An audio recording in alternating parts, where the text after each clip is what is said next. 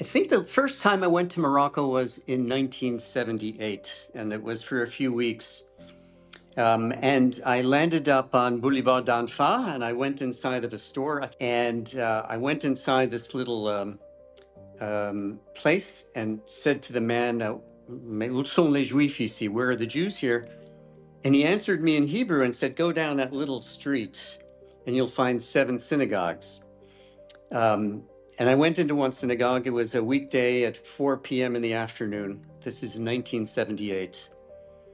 And I was alone in the synagogue, and a man sits down next to me.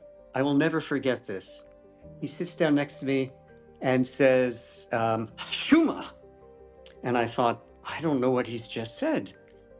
And he said, I said, can you talk in Hebrew? And he explained that I'm sitting in a synagogue the wrong way.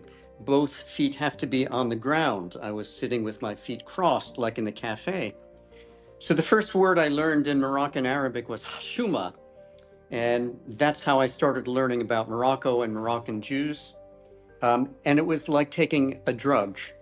I fell instantly in love with life in Morocco, with Muslims and with Jews living there, and the relationship between the two. And now, 47 years later, some odd 47 years later, I think I've been to Morocco 100, literally 100 times, and have taken a lot of photographs, especially in the early 1980s, capturing what I think is the beauty of the relationship between Muslims and Jews in Morocco's over all of that time. I became immediately seduced by the beauty of life in Morocco in general, the music, the smells.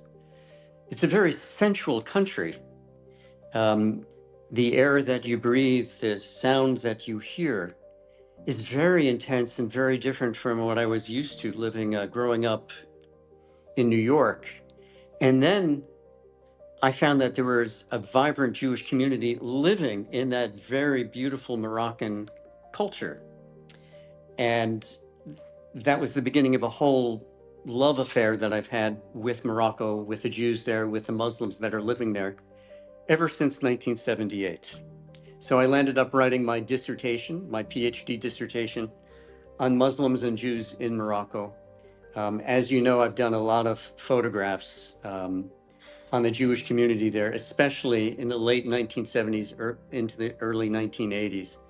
And it's unfortunately, I think it's kind of sad now, because for me, all of those people that I knew and loved back from the early 1980s have all disappeared in one shape or form. They're no longer there. So this is a relationship and a culture that is, in large part, been silenced compared to the way it used to be.